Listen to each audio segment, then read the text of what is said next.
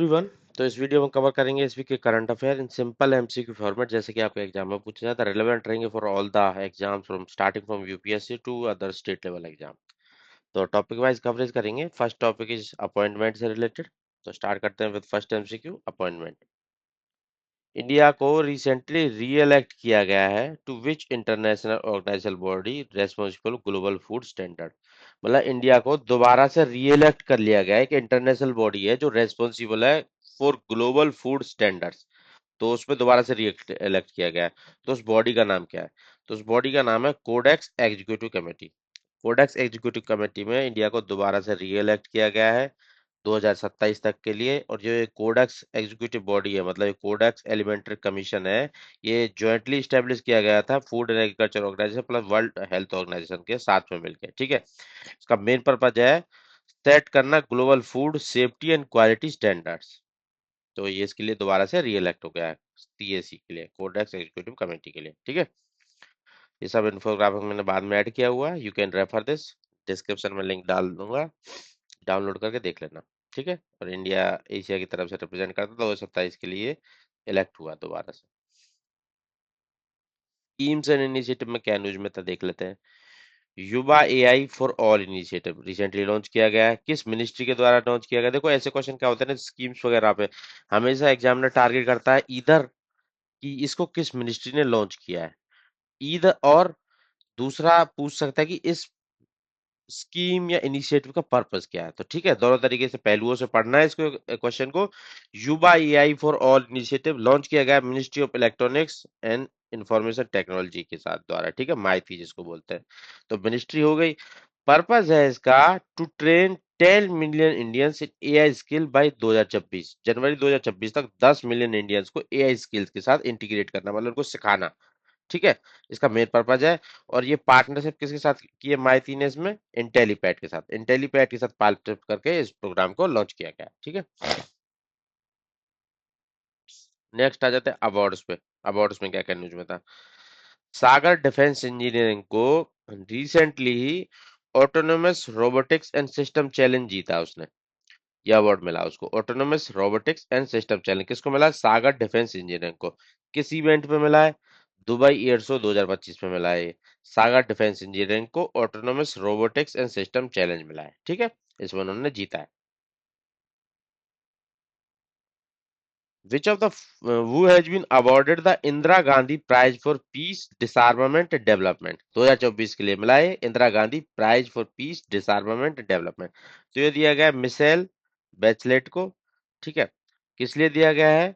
For her work on gender equality, human rights, democracy, development and global piece. मतलब एक तरीके से शांति बनाए रखने के लिए और जेंडर इक्वालिटी के लिए, ह्यूमन राइट्स वगैरह के लिए। ठीक है, मिशेल नाम आपको याद रखना है एग्जाम पॉइंट ऑफ व्यू से, और प्राइज का नाम। ठीक है, ये फॉर्मर चाइल्ड प्रेजेंट रह चुकी है। इंटरनेशनल न्यूज में देख लेते हैं क्या क्या था। Which country recently passed a law restricting foreigner from buying land in 2025? मतलब ये दूसरी कंट्री वालों को अपने यहाँ पे जमीन खरीदने से रोक रहे हैं। ठीक है, लैंड लैंड बाई करने से रोक रहे हैं, 2025 से स्टार्ट किया। तो ये करने वाली कंट्री बन गई है ग्रीनलैंड। ठीक है, ग्रीनलैंड ऐसी कंट्री बनी है जो अदर सिटीजन्स को रोक रही है अपने यहाँ पे प्रॉपर्टी खरीदने से, रियल एस्टेट के खरीदने से। क्यों? पर्पस क्या है? To protect its strategic architect resources, local ownership and national security concern को लेके। मैप पे देख लेते हैं लोकेशन कहाँ पर थे। ग्रीनलैंड। ठीक है, ये ग्रीनलैंड वाला ये है, कनाडा के थोड़ा राइट में। और ये नीचे आइसलैंड है, ग्रीनलैंड आइसलैंड। ठीक है, जीसीसी, गल्फ कॉर्पोरेशन काउंसिल, ये भी न्यूज में थी। इन्होंने अभी लॉन्च किया one stop travel system. Pilot basis पे स्टार्ट किया गया वन स्टॉप ट्रैवल सिस्टम, मतलब भाई एयरलाइन से जो ट्रैवल करते हैं ना, तो उसका one stop travel system launch किया गया है। पर्पस क्या है कि वन स्टॉप मतलब इमिग्रेशन, कस्टम, सिक्योरिटी चेक्स होंगे ना, वो सब एक पॉइंट पे हो जाएंगे। उसके बाद आपको बार बार मल्टीपल चेक्स के थ्रू जाने की जरूरत नहीं है। तो इस तरीके का इनिशिएटिव लॉन्च किया गया है। गल्फ कॉर्पोरेशन कॉन्फ्रेंस के मेंबर, इसके 6 मेंबर हैं। अभी 2 मेंबरों के बीच में इसको ट्रायल बेस पे लॉन्च किया गया है, तो मेंबर कंट्रीज के नाम पूछ रहा है। यूएई और बहरीन के बीच में लॉन्च किया गया है। मैप में देख लेते हैं जीसीसी के अदर 6 मेंबर। ठीक है, तो जीसीसी के मेंबर हैं Saudi Arabia, Kuwait, Bahrain, UAE, Qatar और ओमान। ये 6 मेंबर है। लॉन्च किया गया है अपने अभी बहरीन और यूएई के बीच में। ठीक है, मैप में आपको पता होना चाहिए थोड़ा, इसके आसपास की बाउंड्री में रेड सी हो गया, गल्फ ऑफ एडन हो गया, इंडियन ओशन इधर वाला हो गया, पर्सियन गल्फ हो गया, ठीक है, गल्फ ऑफ ओमान यहाँ से। तो ये सब भी आपको नॉलेज में होना चाहिए मैप पॉइंट ऑफ व्यू से। बांग्लादेश के प्राइम मिनिस्टर शेख हसीना जी को सेंटेंस दी गई है डेथ की, ठीक है। किस चार्जेस के लिए? कि उन्होंने क्राइम अगेंस्ट ह्यूमैनिटी किया था जब 2024 के स्टूडेंट क्रैकडाउन को रोक नहीं पाई थी, ठीक है, जो स्टूडेंट लेड अपराइजिंग थी, जिसके रहते उनको भागना पड़ा था वहां से छोड़ के, तो उस अपराइजिंग को रोक नहीं पाई। तो इसीलिए वहां के इंटरनेशनल क्रिमिनल क्राइम ट्रिब्यूनल ने उनको कन्विक्ट पाया और उनको एज एन डेथ सेंटेंस सुनाई है अभी, ठीक है। ग्लोबल बिग कैट समिट्स होने वाले 2026 में, तो ये इसका मतलब वेन्यू क्या चूज किया गया है? वेन्यू चूज किया गया है न्यू दिल्ली। इंडिया ने COP30 में, अभी जो कॉन्फ्रेंस ऑफ पार्टी 30 चल रही है ब्राजील बेलम के अंदर, तो वहां पर अनाउंस किया है कि COP global big cat summit 2026 में इंडिया ऑर्गेनाइज कराने वाला है। पर्पज है इसका टू प्रमोट करना conservation strategy for major big cat species. कितनी है? 7 स्पीसीज है। 7 स्पीसीज का देख लेते हैं मैप के थ्रू। टाइगर, लायन, जैगवार, चीता, Puma, snow leopard, leopard. Majorly क्या है इसमें से? वनरेबल है। वनरेबल कौन कौन सी है, मतलब जो इनका आयुष स्टेटस है, मेजरली वनरेबल है। लेपर्ड का वनरेबल है, स्नो लेपर्ड का वनरेबल है, चीता का भी वनरेबल है, लायन का भी वनरेबल है, प्यूमा का लीस्ट कंसर्न है, और जैगवार का नियर थ्रेटेंड है, और इसके अलावा जो टाइगर है उसका एंडेंजर्ड है, ठीक है। तो 7 स्पीसीज है बिग कैट स्पीसीज में, तो उसी के लिए कंजर्वेशन स्ट्रेटेजी के लिए ये अनाउंस किया है इंडिया ने कि 2026 में हम होस्ट करने वाले हैं समिट। अब एक कोलंबो सिक्योरिटी कॉन्क्लेव काफी न्यूज में है। रिसेंटली नए मेंबर ज्वाइन हुए हैं इसके। सिसेल्स ने छठे मेंबर की तरह ज्वाइन किया, इससे पहले बांग्लादेश ने पांचवें मेंबर की तरह ज्वाइन किया था, ठीक है, फुल टाइम मेंबर। तो सिसेल्स बना है इसका छठा मेंबर। तो ये इसमें से किस चार जो एरिया दिए हुए हैं ऑप्शंस में, तो कौन सा वाला एरिया है इसका नॉट ए फोकस एरिया, ठीक है। ये काम करते हैं इंडियन ओशियन रीजन के अंदर मैरीटाइम सिक्योरिटी को लेके, काउंटर टेररिज्म को लेके, साइबर सिक्योरिटी को लेके। ये न्यूक्लियर नॉन प्रोलिफरेशन को लेके कोई ट्रीटी नहीं, मतलब इसमें न्यूक्लियर नॉन प्रोलिफरेशन को लेके कोई बात नहीं होती, ठीक है। बात कर लेते हैं इसके टारगेट एरिया, जो ये कोलंबो सिक्योरिटी कॉन्क्लेव है, इसके फोकस एरिया क्या है? 5 प्रायोरिटी एरिया है इसके मेनली। मैरीटाइम सिक्योरिटी को लेके, काउंटर टेररिज्म को लेके, साइबर सिक्योरिटी को लेके, साथ ही साथ ट्रांसनेशनल ऑर्गेनाइज क्राइम है उसको लेके, ह्यूमैनिटेरियन असिस्टेंस, डिजास्टर रिलीफ को लेके, मेनली जो कि जैसे क्राइम वगैरह से किसी तरीके साइबर क्राइम हो सकता है, टेररिज्म को लेकर हो सकता है, मैरीटाइम को लेके हो सकता है, और दूसरा humanitarian assistance and disaster relief को लेके, ठीक है। ये न्यूक्लियर नॉन प्रोलिफरेशन की कोई बात नहीं हुई इसके अंदर। तो मेनली क्या है कि छठा मेंबर कौन सा ज्वाइन हुआ है, एग्जाम पॉइंट ऑफ व्यू से वही इंपॉर्टेंट है। इंडिया है इसका मेंबर, बांग्लादेश है इसका मेंबर, श्रीलंका, मालदीव्स, सिसेल्स। अभी सिसेल्स ने छठे मेंबर की तरह ज्वाइन किया है इसमें, ठीक है। एक और न्यूज, अच्छी बेहतरीन न्यूज, ये क्वेश्चन तो आना बनता ही है एग्जाम में। UNFCCC, United nation framework on climate change, ठीक है, जिसका 31वां, जो जैसे COP30 अभी चल रही है बेलम ब्राजील के अंदर, तो इसके 31 क्लाइमेट कॉन्फ्रेंस कहाँ पे होने वाली, कौन सी कंट्रीज को होस्ट करने वाली है, ये क्वेश्चन ये पूछ रहा है, ठीक है। तो होस्ट कंट्री रहेगी टर्की है, ठीक है, टर्की होस्ट कंट्री रहेगी, अंटालिया टर्की के अंदर, ठीक है। और प्रेसिडेंसी भी उसी के बाद रहेगी, साथ ही साथ एक नई तरीके की प्रेसिडेंसी इस बार आने वाली है COP30 के वन के अंदर। तो उसको प्रेसिडेंसी बोलेंगे, प्रेसिडेंसी ऑफ नेगोशिएशन। तो उसको डील करेगी ऑस्ट्रेलिया, ठीक है। क्वेश्चन क्या पूछ रहा था? कौन होस्ट करने वाला? वो तो टर्की ही होस्ट करने वाला। मैं आपको बता रहा हूँ एक और प्रेसिडेंसी आने वाली है इस बार, अलग तरीके की प्रेसिडेंसी निकाली गई है कि प्रेसिडेंसी ऑफ नेगोशिएशन, वो ऑस्ट्रेलिया होगा, ठीक है। तो क्वेश्चन ये था कि कहाँ पे होने वाली है, तो उसका आंसर था टर्की, अंटालिया टर्की के अंदर COP31 होने वाली है, ठीक है। ऑस्ट्रेलिया एक नया रोल लेने वाला है, प्रेसिडेंट ऑफ नेगोशिएशन, ये नई टर्म है, ये आपको पता होना चाहिए कि अगर पूछ ले प्रेसिडेंट ऑफ नेगोशिएशन ऑस्ट्रेलिया होगा इसका, ठीक है। नेक्स्ट आ जाते हैं नेशनल न्यूज पे। GI टैग दिया गया रिसेंटली मेरठ बुगुल को, ठीक है। ये मेरठ बुगुल ये है क्या? ये म्यूजिकल इंस्ट्रूमेंट है, ठीक है, इस तरीके का दिखाई देता है। रिसेंट मतलब अल्टीमेटली ये क्या थे, हिस्टोरिकल टाइम में ब्रिटिश एरा मिलिट्री बैंड का एक पार्ट था, और इंडिया में सेरेमोनियल सिग्नल्स में यूज किया जाता है, ठीक है, तो इसलिए GI टैग दिया गया, मेरठ से बिलोंग करता है। असम में बिल लाया जा रहा है, प्रोविजन ऑफ पॉलीगेमी बिल, मतलब मल्टीपल मैरिज को रोकना है, ठीक है। तो इसका मेन पर्पज क्या है? Ban multiple marriages, provide compensation, जिनमें जिनकी ऐसे मल्टीपल मैरिज हुई है उन वुमेन्स को कंपनसेशन प्रोवाइड करना। कुछ पॉइंट टू भी नोट डाउन है, अगर ये पास हो गया तो 7 साल की सजा सुनाई जाएगी अगर कोई ऐसा ऑफेंडर पाया जाता है। साथ ही साथ इसमें कुछ एग्जेम्पशन भी दिए हुए हैं कि 6 शेड्यूल वाले और ट्राइबल कम्युनिटीज के एरिया में ये सब लागू नहीं होगा, ठीक है, रेस्पेक्ट करते हो उन्हें कस्टमरी लॉज को। अडानी ग्रुप के द्वारा largest battery energy storage system लगाया जा रहा है। कहाँ पे लगाया जा रहा है, क्वेश्चन आएगा एग्जाम में, तो लोकेशन से आएगा ख्वाड़ा गुजरात के अंदर, ठीक है। Battery energy storage system 24/7 energy support provide करेगा। 2026 तक कमीशनिंग होने वाली है इसकी। डिफेंस में क्या न्यूज में, डिफेंस में सबसे पहले man portable autonomous under water vehicle, ठीक है, डीआरडीओ ने जिसको बनाया है, तो उसका पर्पस क्या है, man portable autonomous under water vehicle रहेंगे, मतलब खुद से चलने वाले अंडर वाटर व्हीकल रहेंगे। तो ये क्या करेंगे, डिटेक्ट कर देंगे माइंस वगैरह को, ठीक है, जो अपने अंडर वाटर व्हीकल्स होते हैं या डाइवर्स होते हैं उन सबको माइंस वगैरह से बचाने का काम करेंगे एक तरीके से। इनमें क्या होगा कि ये जो अंडर वाटर व्हीकल होंगे ये इक्विप्ड रहेंगे विद सोनर स्कैनर से, ठीक है, कैमराज से, एक्वेस्टिक कम्युनिकेशन से, जो पता लगाएंगे कि नीचे किस तरीके की माइंस वगैरह छुपी हुई हैं, तो जो हमारे डाइवर्स वगैरह हैं, नवल वेसल्स वगैरह हैं, उनके लिए रिड्यूस रिस्क को कम कर देंगे, ठीक है। तो mainly mine counter measure measures के लिए इसको ऑटोनोमस अंडर वाटर व्हीकल्स को बनाया है डीआरडीओ के द्वारा। और डीआरडीओ किसने बनाया है इसको, Naval science and technology laboratory Visakhapatnam के द्वारा बनाया गया है इसको, ठीक है। नेक्स्ट आ जाते हैं, माहे क्लास एंटी सबमरीन वारफेयर सेलो वाटरक्राफ्ट बनाया गया है, मतलब एंटी सबमरीन वारफेयर के लिए बनाया गया है, ठीक है, सेलो वाटर पे। इसका नाम क्या है, उसका नाम है आईएनएस माहे है। ये 8 बनने वाले हैं, तो पहला आईएनएस माहे अभी रिसेंटली 24 नवंबर को कमीशनिंग होने वाला है, ठीक है। और बिल्ड किसके द्वारा किया जा रहा है, Cochin shipyard limited and garden rich ship builder engineering limited के द्वारा, ठीक है। इस तरीके का कुछ दिखाई देता है ये। रिसेंट यूएस डिफेंस ने इंडिया को कुछ मतलब सेल करने के लिए इंक्लूड किया है कुछ आइटम्स को लेके। तो वो आइटम का नाम क्या है, वो है जेवलिन एंटी टैंक मिसाइल, और साथ ही साथ जो उस मिसाइल में यूज होता है एक्स कैलिबर आर्टिलरी सेल्स, जिसके अंदर ये सब मतलब विस्फोटक भरा जाता है, ठीक है, एक तरीके से। Javelin anti tank missile and X calibre artillery shell, उसका शेल जो आर्टिलरी का शेल होता है मेनली वो, ठीक है। मैं अगर आपको दिखा दूं इसको इमेज के थ्रू, तो इस तरीके की ये मिसाइल सिस्टम होता है, anti tank javelin anti tank missile system. और ये जो अपना एक्स कैलिबर शेल होता है वो इस तरीके का होता है। तो इन दोनों की प्रोक्योरमेंट वहां से होने वाली है। इकोनॉमी इंफ्रास्ट्रक्चर में देख लेते हैं। वीपो के द्वारा, वर्ल्ड इंटेलेक्चुअल प्रॉपर्टी ऑर्गेनाइजेशन, तो इसकी रिपोर्ट आई है तो इंडिया को रिसेंटली इसने बोला कि 6th लार्जेस्ट पेटेंट फाइलर बन गया इंडिया में, ठीक है, 6वें नंबर पे आ गया पेटेंट फाइल इनके केसेस में इंडिया।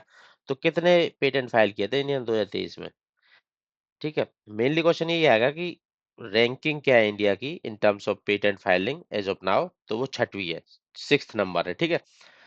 ज्यादा से ज्यादा और क्या डीप में जाके पूछ लेगा कितने फाइल किए थे, तो ठीक है इसका भी देख लेते हैं याद करने के लिए, 64,004, ठीक है। मेन क्या है कि 6th पोजीशन पे आ गया है अभी, ठीक है। और ये वीपो क्या है, एक तरीके से स्पेशलाइज्ड ऑर्गेनाइजेशन है, यून की, यूनाइटेड नेशंस की, ठीक है, इंडिया का मेंबर है नहीं है इंडिया का मेंबर। और ये काम किस फील्ड में करती है, जनरली इंटेलेक्चुअल प्रॉपर्टी को सेफ गार्ड प्रोवाइड करने में, और इसका हेडक्वार्टर है जेनेवा स्विट्जरलैंड के अंदर, ठीक है। रिसेंटली एक पुलिस फोर्स है जिसको 100% साइबर फ्रॉड कॉल रेस्पॉन्स के लिए टारगेट अचीव किया, मतलब कि अगर साइबर आपके पास कोई फ्रॉड हो रहा है तो आप कॉल करोगे तो आपको रेस्पॉन्स मिलेगा उधर से, ठीक है। हेल्पलाइन नंबर है उसका 1930। तो ऐसा करने वाली पुलिस फोर्स बनी है गोवा की पुलिस फोर्स, ठीक है। नेक्स्ट आ जाते हैं, अभी रिसेंटली आरबीआई ने अनाउंस किया है कि वो एक्सेप्ट करेंगे गोल्ड के साथ साथ एज ए कोलेट्रल एक प्रीसियस मेटल को। अब गोल्ड के बाद कौन सा वाला मेटल आता है प्रीसियस, जिसका रेट अभी कभी टाइम से बहुत ज्यादा बढ़ गया है, तो ठीक है वो आता है सिल्वर। तो सिल्वर भी एज ए कोलेट्रल अब यूज किया जा सकता है, ठीक है, लोन वगैरह लेने के लिए।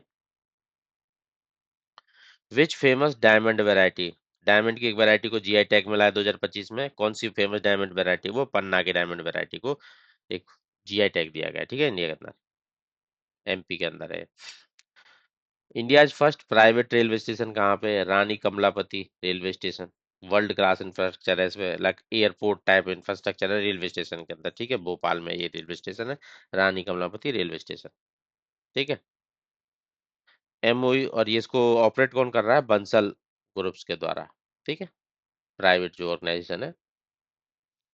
एक एमओयू साइन किया गया एलएनटी के साथ। एलएनटी जो मैन्युफैक्चर करेगी ऑल टेरेन आर्मर व्हीकल बनाएगी, मतलब जो ऐसा आर्मर व्हीकल बनाएगी आर्म फोर्सेस के लिए कि जो हर टेरेन में चल पाएगा, मतलब पहाड़ वाले इलाके में भी, कीचड़ वाले इलाके में भी, तो उसकी कैपेबिलिटी होगी है चलने की, ठीक है। बे सिस्टम के साथ मिलके कार्ड पार्टनरशिप किसने करी है, एलएनटी ने बे सिस्टम्स के साथ, ठीक है। तो वो कौन सा वाला व्हीकल बनाने वाला है, व्हीकल होगा BBS-10 सिंधु, इस व्हीकल का नाम है, ठीक है। इस तरीके का व्हीकल दिखाई देता है। इस व्हीकल को बनाने के लिए BBA सिस्टम्स के साथ एलएनटी ने अभी एमओयू साइन किया है इस टेरन व्हीकल को बनाने के लिए, BBS-10 सिंधु को। एनवायरनमेंट में देख लेते हैं क्या क्या न्यूज में था। अराइज प्रोग्राम एक न्यूज में था, अराइज प्रोग्राम। तो अराइज प्रोग्राम का मेन पर्पस क्या है, तो इस जो प्रोग्राम है इसको लॉन्च किया गया है क्लाइमेट इन्वेस्टमेंट फंड के द्वारा। मतलब जो डेवलपिंग कंट्रीज है ना मेनली, उनको स्ट्रेंथन करने के लिए क्लाइमेट रेजिलेंस के फील्ड में, इंटीग्रेट करने के लिए adaptation into national planning and mobilising climate finance, ठीक है।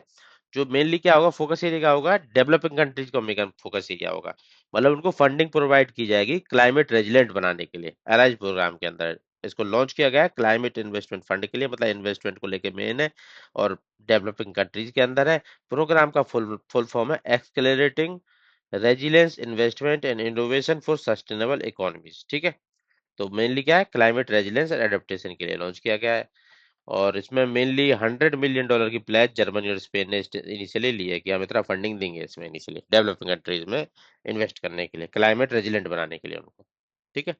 फुल फॉर्म भी आपको पता होना चाहिए, accelerating resilience investment innovation for sustainable economies. Launch किया गया है क्लाइमेट इन्वेस्टमेंट फंड्स के द्वारा।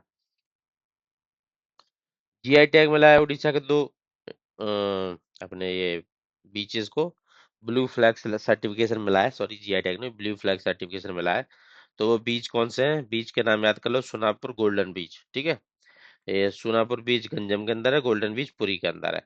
अब मेन चीज इसमें क्या हो जाती है कि ये जो ब्लू फ्लैग सर्टिफिकेशन दिया जाता है किस पर्पज के लिए दिया जाता है, और दूसरा इसको अवार्ड किसके द्वारा किया जाता है, अवार्ड किया जाता है फाउंडेशन फॉर एनवायरमेंटल एजुकेशन के द्वारा, ठीक है। और इसको दिया जाता है ग्लोबल स्टैंडर्ड्स मीट करने के लिए, जैसे कि वाटर क्वालिटी को लेके, सेफ्टी को लेके, इको मैनेजमेंट को लेके, और सस्टेनेबल टूरिज्म को लेके। तो इसका पर्पज यही होता है, ठीक है। तो बीचेस के नाम अवार्ड किसके द्वारा किया जाता है, FEE के द्वारा, पर्पज आपको पता होना चाहिए एग्जाम पॉइंट ऑफ व्यू से। एक फोरम लॉन्च किया गया है, integrated forum on climate change and trend, मतलब क्लाइमेट चेंज और ट्रेड को इंटीग्रेट करना, मतलब क्लाइमेट चेंज हो रहा है तो उससे जो ट्रेड में क्या बाधाएं आ रही हैं, तो उस चीज के लिए इसको लॉन्च किया गया COP30 पे। किस चीज को एड्रेस करने के लिए, ये क्वेश्चन ये पूछ रहा है। तो एड्रेस करने के लिए जो क्लाइमेट की वजह से ट्रेड में टेंशन आ रहा है, जैसे कि कार्बन बॉर्डर एडजस्टमेंट मैकेनिज्म जैसे लॉन्च किया यूरोप के द्वारा, ग्रीन सब्सिडीज दी जा रही हैं, उन सब को लेके, मतलब मेनली क्लाइमेट चेंज से ट्रेड में क्या इम्पैक्ट पड़ रहा है, क्या टेंशन क्रिएट हो रही है, उस चीज को डिस्कस करने के लिए इस फोरम को क्रिएट किया गया है, ठीक है। COP30 में बेलम ब्राजील में इसको स्टार्ट किया गया। रिसेंटली सुप्रीम कोर्ट की जजमेंट आई है टाइगर सफारीज को लेके। टाइगर सफारीज देखने को मिलती है ना हमारे हमको टाइगर रिजर्व के अंदर, तो उसमें कुछ जजमेंट उन्होंने निकाली है। जजमेंट का निकालने का पर्पज है कि to protect the tiger species, ठीक है। तो उन्होंने बोला है कि परमिटेड कहाँ पे है, ये क्वेश्चन पूछ रहा है कि किस एरिया में टाइगर सफारी परमिटेड है, बस, ठीक है। तो कोर एरिया में बोला है नहीं परमिटेड है, तो ये ऑप्शन नहीं होगा। वाइल्ड लाइफ कॉरिडोर में बोला नहीं कर परमिटेड है। बफर जोन ऐसे, मतलब जोन जैसे कि कोर कोर जोन होता है अंदर, फिर बफर जोन होता है, फिर ट्रांजिशन जोन होता है। तो बफर जोन में भी जहां पे फॉरेस्ट नहीं होगा, नॉन फॉरेस्ट और डिग्रेडेड हो जगह हो चुकी होगी वो फॉरेस्ट लैंड, वहां पे पॉसिबल है, अदरवाइज नहीं है। और साथ ही साथ इको सेंसिटिव जोन बनाने के लिए बात की गई है। तो C option will be correct question के लिए कि कहाँ पे परमिटेड है, जहाँ पे फॉरेस्ट ही नहीं है या फिर डिग्रेड हो चुकी है वो फॉरेस्ट लैंड, वहां पे आप ये टाइगर सफारी करा सकते हैं, ठीक है। और साथ ही साथ इसके साथ बोला कि नाइट टूरिज्म भी नहीं होगा इस एरियाज के अंदर, और इको सेंसिटिव जोन डिक्लेयर करने पड़ेंगे अराउंड टाइगर रिजर्व, ठीक है। ये सब उसमें सुप्रीम कोर्ट की जजमेंट के अकॉर्डिंग बात की गई है टाइगर रिजर्व को लेकर। एक्सरसाइज एक न्यूज में थी। देखो बायलेटरल एक्सरसाइज में क्या होता है ना, हमेशा कि पूछेगा कि किन को दो कंट्रियों के बीच में ये एक्सरसाइज हुई है। तो दो कंट्रियों के नाम हमेशा आपको याद रखने ही रखने हैं। उतने उससे उससे ज्यादा डीप जाएगा तो बाद में बात करेंगे। बट हमेशा मोस्ट ऑफ द टाइम वो यही पूछता है कि किन दो कंट्रियों के बीच में एक्सरसाइज कंडक्ट कराई जाती है। तो अजय वॉरियर ये कंडक्ट कराई जाती है इंडिया और यूके के बीच में। एक क्वेश्चन आपका कन्वर्ट हो गया। अब इसके बाद कुछ एडवांस हो जाता है, पूछ लेगा कि कौन सा एडिशन था इस साल, तो 8वां एडिशन था, ठीक है। इतना डीप में जाता नहीं है, पर मैं बता रहा हूँ आपका एडवांस लेवल। ज्यादा से ज्यादा जाएगा कि एक्सेस किन किन कंट्री के बीच में होती है, अजय और इंडिया यूके के बीच में। एडिशन पूछ लेगा और लोकेशन पूछ लेगा, महाजन फील्ड फायरिंग रेंज राजस्थान के अंदर, ठीक है। इंपोर्टेंट डेज में देखो, दोनों क्वेश्चन काफी इंपोर्टेंट है, ध्यान देना अच्छे से। बिरसा मुंडा जी की 150वीं बर्थ एनिवर्सरी सेलिब्रेट की जा रही है, ठीक है। 150वीं बर्थ एनिवर्सरी सेलिब्रेट की, एक क्वेश्चन तो यही हो गया कि बिरसा मुंडा जी की कौन सी एनिवर्सरी सेलिब्रेट की गई थी, 150वीं एनिवर्सरी। अब ये किस मूवमेंट से रिलेटेड थे, क्वेश्चन ये पूछ रहा है। तो ये रिलेटेड थे उलगुलन मूवमेंट से, जिसको दूसरा नाम बोला जाता है मुंडा रिवेलियन। मुंडा रेबेलियन जिसका दूसरा नाम है। यह अपराइजिंग थी छोटा नागपुर अपने झारखंड के अंदर। और मेन पर्पस था, जो जो बाहर से आने वाले लोग रहते थे, जिनको ये रीकू बोलते थे, आउटसाइडर्स रहते थे, वो एक्सप्लॉइट करते थे उनको, इंक्लूडिंग ब्रिटिशर्स, ठीक है। तो उनके अगेंस्ट ये रेबेलियन स्टार्ट की गई थी बिरसा मुंडा जी के द्वारा, मुंडा रेबेलियन। तो उसी से रिलेटेड ये है, और उनका 150वीं बर्थडे सेलिब्रेट की जा रही है, ठीक है। 350वीं शहीदी दिवस कमेमोरेट किया जा रहा है on the martyrdom of which Sikh गुरु, किस सिख गुरु के मतलब जो मृत्यु दिवस पे 350वीं शहीदी दिवस मनाया जाता है, ठीक है। मनाया जा रहा है, मतलब ये शहीदी दिवस कब मनाया जाता है, इस साल 350 में मनाया जाता है, 350 में। तो ऐसा क्वेश्चन इंपॉर्टेंट हो जाता है। तो ये किया जाता है गुरु तेग बहादुर सिंह जी की पे, ठीक है। ये कौन से थे, नाइन्थ सिख गुरु थे ये अपने, नाइन्थ सिख गुरु थे, जिनको असेसिनेट किया गया था, एग्जीक्यूट किया गया था औरंगजेब के द्वारा 1675 में, क्योंकि इन्होंने रिफ्यूज कर दिया था कन्वर्ट होने से। साथ ही साथ डिफेंड किया था कश्मीरी पंडित को। तो ये भी अच्छी बात है, हिंदू को बचाया था इन्होंने, गुरु तेग बहादुर सिंह ने, ठीक है। तो कश्मीरी पंडित को डिफेंड किया था, तो इसलिए इनका ये एनिवर्सरी सेलिब्रेट किया जाता है, मृत्यु दिवस सेलिब्रेट किया जाता है एज एन शहीदी दिवस, 350वीं इस बार। रिपोर्ट इंडेक्स में देख लेते हैं। तो क्लाइमेट चेंज परफॉर्मेंस इंडेक्स अभी रिसेंटली आया दोबारा से 2026 के अंदर, तो इसमें कुछ मेजर अपडेट्स देखने को मिले हैं। 4 पॉइंट्स दिए हुए हैं, चारों में से कौन कौन सा सही है आपको मेरे को बताना है। तो इंडिया का जो रैंक था ना, पिछले साल जो 10 था ना, तो वो अब 23 हो गया बढ़ के, ठीक है। तो काफी ड्रास्टिक चेंज मिला है, इंडिया का रैंक ही ड्रॉप हो गया। क्लाइमेट चेंज परफॉर्मेंस मतलब क्लाइमेट जो चेंज हो रहा है उसमें, उससे लड़ने के लिए कंट्री कैसे, मतलब कैसे लड़ पा रहा है। तो इंडिया का रैंक काफी ड्रॉप हुआ, मतलब we are becoming weak now. तो और टॉप 3 नेशन कौन है, मतलब जो वेरी हाई परफॉर्मेंस है क्लाइमेट चेंज को लेके, जो परफॉर्मेंस अच्छा आ रहा है उससे फाइट करने के लिए। तो तीनों वैकेंट है, किसी का इतना अच्छा परफॉर्मेंस नहीं है, ठीक है, तीनों वैकेंट है। और उसके बाद फिर चौथे नंबर पर कौन है, डेनमार्क हाईएस्ट रैंक है, मतलब फोर्थ पे। और जो इंडिया पिछले साल था ना हाई परफॉर्मेंस, इस बार मीडियम परफॉर्मेंस कैटेगरी में, क्योंकि रैंक 10 से 23 गिर गया, ठीक है। तो 4 पॉइंट करेक्ट है, उसी उसी हिसाब से क्वेश्चन जनरेट किया गया है, ठीक है। 4 क्वेश्चन आप यहाँ से कन्वर्ट कर सकते हैं, चारों यहाँ पे अच्छे से डिस्क्रिप्शन में दिया हुआ। US world university ranking release की गई है सस्टेनेबिलिटी 2026 की, ठीक है। तो इंडिया का किस इंस्टीट्यूट को इसमें टॉप पे प्लेस किया गया है, इन चारों इंस्टीट्यूट में से। तो आईआईटी दिल्ली टॉप पे आया है, लगभग लगभग 205 के अराउंड रैंक है उसका, ठीक है। और इस पे टॉप पोजीशन पे Lund university, university of Toronto और university college London. Global methane status report भी आई है, UNEP united nation environment programme CCSC के द्वारा रिलीज की जाती है। तो मीथेन को लेके रिलीज है। मीथेन क्या है, ग्लोबल ग्रीन हाउस गैस है भाई। ग्रीन हाउस गैस है, तो इंडिया का इसमें मतलब शेयर कितना है। India third third largest emitter है मीथेन का, आफ्टर यूएस एंड चाइना, ठीक है, थर्ड लार्जेस्ट एमिटर। तीसरे नंबर पे आता है, और कितना परसेंट रिलीज करता है, 9% लगभग लगभग। और इससे भी अगर एडवांस चीज देखी जाए, तो अगर एग्रीकल्चर के फील्ड में बात करें ना, एग्रीकल्चर से कितना हमारा जो मीथेन निकल रहा है, तो उसमें तो इंडिया का सिर्फ 12% है। और मेजरली कहाँ से आ रहा है जो ये मीथेन रिलीज हो रहा है, राइस कल्टीवेशन होने से, लाइव स्टॉक से, और सब उससे भी ज्यादा स्टेबल बर्निंग से। तो ये 3 फैक्टर हैं जो ग्लोबल एग्रीकल्चर से कंट्रीब्यूट कर रहे हैं ग्लोबल मीथेन में, ठीक है। मीथेन ग्रीन हाउस गैस है ही, आप लोगों को पता ही होगा। CO2 के कंपैरिजन में इसका पोटेंशियल कितना ज्यादा है। प्रोजेक्ट्स में क्या न्यूज में था, अब ड्रोन सिटी बनने वाली है, क्वेश्चन पूछ लेगा किस स्टेट ने प्रपोज किया है ड्रोन सिटी बनाने के लिए, आंध्र प्रदेश ने प्रपोज किया है। लोकेशन ओरबुकुल कुरनूल के अंदर। साथ ही ये स्पेस सिटी भी बनाने वाला है, लोकेशन श्री सत्य साई तिरुपति के अंदर, आंध्र प्रदेश के अंदर ही, ठीक है। Largest green hydrogen plant India का कमीशन हुआ रिसेंटली, किस कंपनी के द्वारा कमीशन किया है, JSW जिंदल स्टील वर्क्स के द्वारा। कमीशनिंग की गई है। अब ऐसा ही एक और एडवांस आने वाला है एल&टी एनर्जी के द्वारा पानीपत में, ठीक है, उसकी कैपेसिटी से भी ज्यादा रहेगी। नेक्स्ट आ जाते हैं, इंडिया का पहला मॉडर्न रिवर टर्मिनल बनाया गया, रिवर पे एक टर्मिनल बनाया गया है। वो किस रिवर पे बनाया गया है? ये बनाया गया है ब्रह्मपुत्र रिवर पे, ठीक है। ब्रह्मपुत्र रिवर पे बनाया गया है, मेनली गुवाहाटी के अंदर। और वो ब्रह्मपुत्र के जो जेटी डिजाइन की गई हैं वो चेंजिंग वाटर लेवल के हिसाब से की गई हैं इसमें ब्रह्मपुत्र रिवर के, ठीक है। प्रोजेक्ट गजालोक भी न्यूज में था। अब गजालोक मतलब हाथी से रिलेटेड, ठीक है। किस ऑर्गेनाइजेशन के द्वारा रिलीज किया गया है इसको? इंटेच के द्वारा। इंटेच मतलब फुल फॉर्म देख लीजिए, Indian national trust for art and cultural heritage के लिए, मतलब जो अपना कल्चर जो सिंबल है ना एशियन एलिफेंट का, ह्यूमन एलिफेंट को एग्जिस्ट इन इंडिया एशिया में लेके, उसको लेके इसको प्रोजेक्ट गजालोक को लॉन्च किया गया है, ठीक है। ज्योग्राफी में न्यूज में था, क्या देख लेते हैं। एक न्यूज में था टाइफून फोंगवुंग, इसको दूसरा नाम ओवान भी बोलते हैं, तो किस कंट्री में स्ट्राइक हुआ?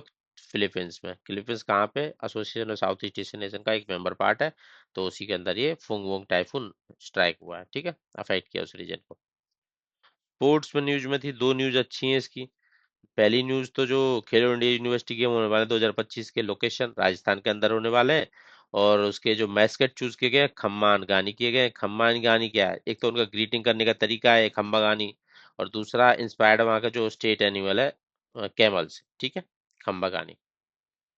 फीफा वर्ल्ड कप के लिए क्वालिफाई करने वाली सबसे कम जनसंख्या वाली लीस्ट पॉपुलस कंट्री कौन सी बनी है? तो ये बनी है कुरुकाओ। ये साउथ अमेरिका के टॉप पे थोड़ा सा इस रीजन में ये पड़ती है, ठीक है।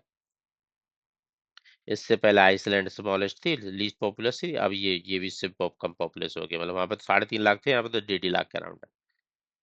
साइंस में क्या न्यूज में था? साइंस में चार पांच न्यूज है, अच्छी अच्छी है, ध्यान से सुनना।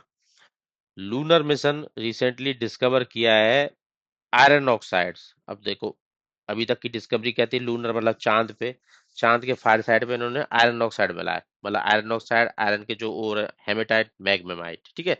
तो ऑक्साइड का, ऑक्सीजन का तो प्रेजेंस वहां पे बताया नहीं जाता, बट वहां पे तो आयरन ऑक्साइड मिल गया। तो ये सब जो अभी तक की थ्योरी ना लूनर को लेके, सब में मतलब एक डाउट पैदा हो गया है, ठीक है। तो जो अब क्वेश्चन ये पूछ रहा है कि जो आयरन ऑक्साइड मिला है हेमेटाइट मैग्मेटाइट मून के फार साइड में, बेसिन कौन सी थी? एटकिन बेसिन के अंदर। तो ये इस जो ये मतलब जो मिशन था लूनर मिशन जो ये डिस्कवरी करके लाया है, तो उस मिशन का नाम क्या है? जो चंगे E6 मिशन, उस मिशन का नाम है। चाइना का मिशन है जो वहां से सैंपल कलेक्ट करके लेके आया 1.9 केजी का lunar sample South Pole Aitken basin से, ठीक है, फार साइड ऑफ मून से। तो प्रेजेंस क्या है? अभी तक की थ्योरीज को कॉन्ट्राडिक्ट कर रही है। ऑक्सीजन चाहिए होती है, ऑक्सीडेशन तो तभी होगा। तो सब थ्योरीज के साथ अब कॉन्ट्राडिक्ट होगी, देखते हैं बाद में अब बाकी क्या होता है। Question exam point of view से कौन लेके आया चंगे E6 चाइना का मिशन, ठीक है, सैंपल रिटर्न मिशन था। इंडिया का पहला फुल्ली इंडस्ट्री में बनाया हुआ PSLV रॉकेट, ठीक है, जो अभी next year ocean set launch करेगा, मतलब ओशियन की स्टडी करने के सैटेलाइट मिशन PSLV, जो इंडस्ट्री के द्वारा बनाया गया है, इंडिजीनियस, ठीक है। तो वो HAL Hindustan aeronautics limited L&T के द्वारा बनाया जा रहा है, ठीक है। नासा का एस्केपेड मिशन जो मार्स पे जाएगा, ठीक है, तो ये लॉन्च किया जाएगा किस कंपनी के रॉकेट से? ब्लू ऑरिजिन जेफ बेजोस की जो कंपनी है उसके द्वारा लॉन्च किया जाएगा। अब मार्स पे क्या स्टडी करेगा? मार्स पे स्टडी करेगा जो उसका मैग्नेटोस्फेयर है ना, और सोलर विंड इंटरेक्शन से जो एटमॉस्फेयर उसका लॉस हुआ है, उस सब की स्टडी करेगा ये, ठीक है। नेक्स्ट आ जाते हैं, सेंटिनल 6B सैटेलाइट भी न्यूज में था। अब ये किस चीज की मॉनिटरिंग करेगा? ये सी लेवल राइज की मॉनिटरिंग करेगा। सेंटिनल 6B सैटेलाइट सी लेवल राइज की मॉनिटरिंग करेगा। ये कंबाइंड मिशन है नासा का, यूरोपियन स्पेस एजेंसी का, एक दो और, ठीक है, साथ में। उन सबका मेन पर्पज क्या है? सी लेवल को स्टडी करना, सेंटिनल 6B सैटेलाइट। एक और अच्छी न्यूज है, बिरसा 101, ये बिरसा मुंडा जी की तो एनिवर्सरी पे लॉन्च किया गया था। तो वही कि ये किससे रिलेटेड है? बिरसा 101 जो मेजरली क्या होता है ना कि शेड्यूल ट्राइब होते हैं ना, जो ट्राइब लोग होते हैं उनके अंदर ये सिकल सेल वाली डिसीज काफी जेनेटिकली पाई जा रही है। तो उसी डिसीज से लड़ने के लिए इस ट्रीटमेंट को डेवलप किया गया है, CRISPR-Cas9 बेस्ड, कि ये सिकल सेल वाली डिसीज से फाइट कर सके। तो ये बिरसा 101 को लॉन्च किया गया है, ठीक है, सिकल सेल डिसीज के लिए। तो ये टेक्नोलॉजी है, मतलब CRISPR Cas nine based gene editing therapy है, जिसके थ्रू इस डिसीज से लड़ा जाएगा। सिकल सेल मतलब डिसीज क्या होती है, इस डिसीज में क्या होता है, जो आरबीसी सेल है ना, उनकी जो शेप जो राउंड होती है ना, वो राउंड ना होकर इसमें सिकल शेप हो जाती है, जैसे कि ऐसे राउंड राउंड होते हैं। तो ये क्या होता है, जैसे सिकल शेप हो जाते हैं, सिकल शेप हो जाते हैं जैसे आर्टरीज से गुजरते हैं ना ये, तो ये फंसने के चांस ज्यादा होते हैं, ब्लॉकेज होने के चांस ज्यादा होते हैं। तो उसी से क्या होगा, जॉइंट्स में पेन, इन्फ्लेमेशन वगैरह सब प्रॉब्लम आती है, धीरे धीरे प्रॉब्लम हो जाती है उसको। तो उसी के लिए ये Birsa 101 CRISPR based gene therapy launch की गई है, ताकि इस प्रॉब्लम को आइडेंटिफाई किया जाए और साथ साथ में उसे रेक्टिफाई किया जाए। और जो सीरम इंस्टीट्यूट को इसके लिए ट्रांसफर कर दी गई है technology, serum institute of India को। ठीक है। कोलोनेक्स, ये नाइट्रोजन ऑक्साइड बेस्ड एक थेरेपी है। ये किससे एसोसिएटेड है, इसमें क्या होगा कि जो क्या बोलते हैं इसको, वो घाव वगैरह हो जाता है उस पर ड्रेसिंग करने के लिए, डायबिटिक फुट अल्सर के लिए नाइट्रोजन ऑक्साइड रिलीजिंग बॉन्ड, मतलब नाइट्रोजन ऑक्साइड रिलीज करके बॉन्ड की ड्रेसिंग हो जाएगी डायबिटिक अल्सर, फुट अल्सर वाले प्रॉब्लम्स के लिए। ये कोलोनेक्स वो उसके लिए बनाया गया है। ठीक है। मेनली क्या है, इसको जो बार्क की डिपार्टमेंट ऑफ एटॉमिक एनर्जी है ना, उसके द्वारा बनाया गया है और लाइसेंस दिया है कोलोजेनिस प्राइवेट लिमिटेड को। ठीक है। नाइट्रोजन ऑक्साइड बेस्ड है, मेनली वुंड की घाव की ड्रेसिंग वगैरह के लिए। फेस्टिवल मेन्यू में संगाई फेस्टिवल बहुत अच्छा फेस्टिवल है। संगाई मणिपुर के अंदर होता है, ठीक है, क्योंकि वहाँ का स्टेट एनिमल है, फुमडिस वगैरह वाले जो रीजन में पाया जाता है। ठीक है। संगाई फेस्टिवल, संगाई डियर वहाँ का। ये हॉर्नबिल फेस्टिवल हर साल होता है, कहाँ पे होता है, नागालैंड के अंदर होता है। तो इस साल जो कंट्री पार्टनर है, यूके, आयरलैंड, स्विट्जरलैंड, तीनों ने अनाउंस किया, तीनों पार्टनर कंट्री होने वाले हैं। इंटरनेशनल गीता फेस्टिवल, गीता कहाँ पे है? कुरुक्षेत्र, हरियाणा। ठीक है। तो पार्टनर कंट्री कौन सी बनने वाली है, इंग्लैंड। और पार्टनर स्टेट बोला जाए तो एमपी। ठीक है। स्टेट स्पेसिफिक देख लेते हैं। जीआई टैग मिला अंबाजी मार्बल को। किस टाइप की रॉक है, मार्बल। मार्बल होती है मेटामॉर्फिक, कहाँ से बनती है, मेटामॉर्फिज्म प्रोसेस होती है लाइमस्टोन और डोलोमाइट की, तो ये रॉक बनती है। पीसीज इन न्यूज है हम्बोल्ट पेंगुइन। हम्बोल्ट वाला रीजन कहाँ, पेरू चायल वाला जो रीजन होता है, साउथ अमेरिका वाला कोस्ट। ठीक है। तो चायल के द्वारा जो हम्बोल्ट पेंगुइन है उसको इंडेंजर्ड क्लासिफाई कर दिया गया है। क्लासिफाई मतलब जो इनके उन्होंने अपने स्टेट की इंडेंजर्ड लिस्ट में डाल दिया, मतलब कि काफी ज्यादा खतरा हो गया है इस एनिमल को। तो बट जो ये एनिमल ग्लोबल लेवल पे इसका आयुष्य रेड लिस्ट स्टेटस क्या है, वो एक क्वेश्चन पूछ रहा है। तो जो ग्लोबल लेवल पे इसका स्टेटस है वो है वनरेबल, पर वहां पे जो चाइल्ड में पूछा जाएगा तो उन्होंने इसको इंडेंजर्ड लिस्ट में डाल दिया है। ठीक है। ऑपरेशन न्यूज में था Southern Spear. Operation Southern Spear recently जो लॉन्च किया गया है काउंटर करने के लिए नारकोटिक्स कैंपेन को, मतलब नारकोटिक्स, ये नारकोटिक्स का जो इलीगल ट्रेडिंग होती है उस सबको रोकने के लिए लॉन्च किया गया है इसको। ये साउदर्न कमांड के द्वारा लॉन्च किया गया है यूनाइटेड स्टेट्स की। मेनली जो कैरिबियन सीज के अंदर जो ड्रग ट्रैफिकिंग हो रही है, नार्को टेररिज्म चल रहा है ना, उसको रोकने के लिए। आर्ट एंड कल्चर में 20वां त्रिपिटका, त्रिपिटका शब्द आपने सुना होगा, त्रिपिटका आता है बुद्धिज्म से रिलेटेड, चैंटिंग सेरेमनी लॉन्च की जा रही है। लोकेशन कौन सी होगी, बोध गया, डेफिनेटली बोध गया, जहाँ पे बोधि ट्री, पीपल ट्री के नीचे